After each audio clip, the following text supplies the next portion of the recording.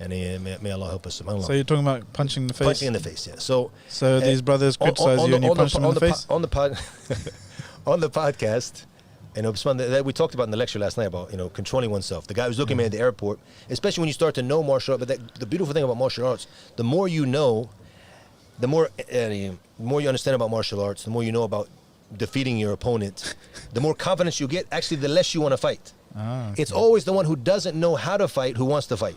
And they come with the haymakers, and they come with this, and you just sit back and get in your stance, maintain the distance, and that scares them. Until he wears out, and then Bismillah, you go and you take him down. It's very easy because he doesn't know how to fight. We do not condone violence.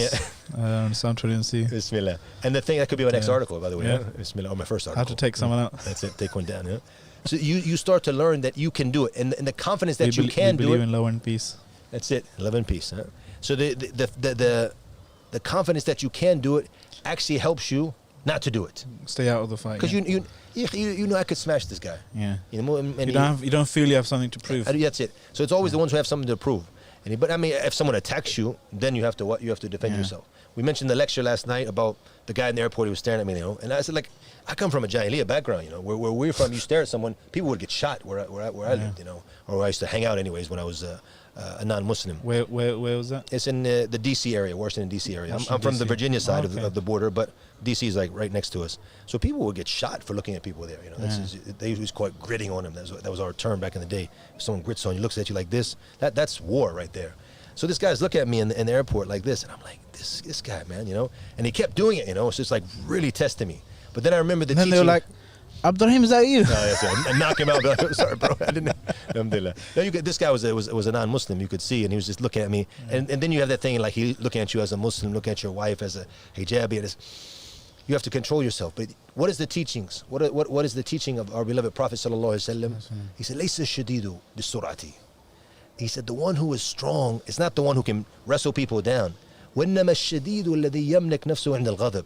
That the one who's the strong one is the one who can control himself at the time of anger. And that's one of the things that martial arts teaches you as well. You can beat someone down, so you have nothing to prove in coming to try to do it. So then, alhamdulillah, but when it comes back to hitting the face, back to the podcast, we're getting a bit off track. So you punched him?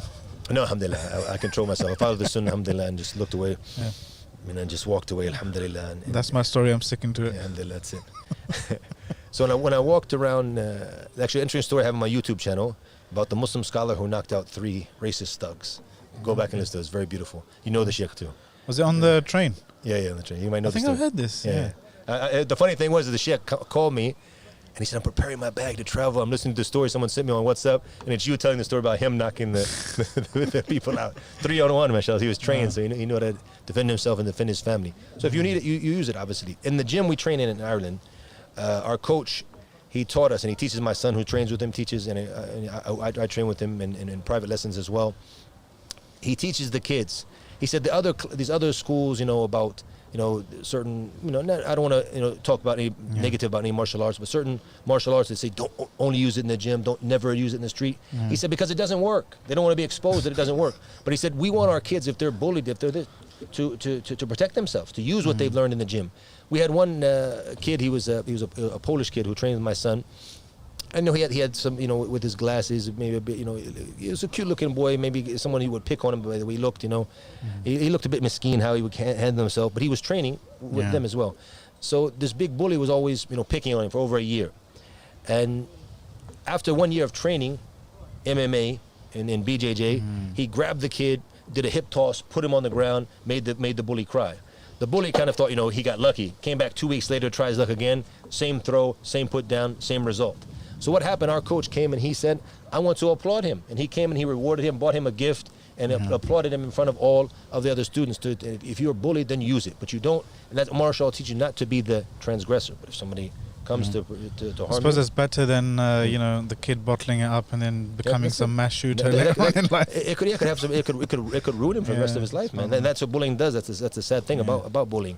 Even some who have committed suicide, subhanAllah. I think the kind of the controlled and mediated use of violence in a very controlled and measured way, I think it's part of the natural. That's one of the things when we talk about learning martial arts for our kids. One of the good things about BJJ is that you can actually take someone down and you can control them until an adult comes. Until they calm down. Until they calm down, or they yeah. decide they say they're gonna calm down. That kind of, and you could submit them if you need So to. back to the original issue.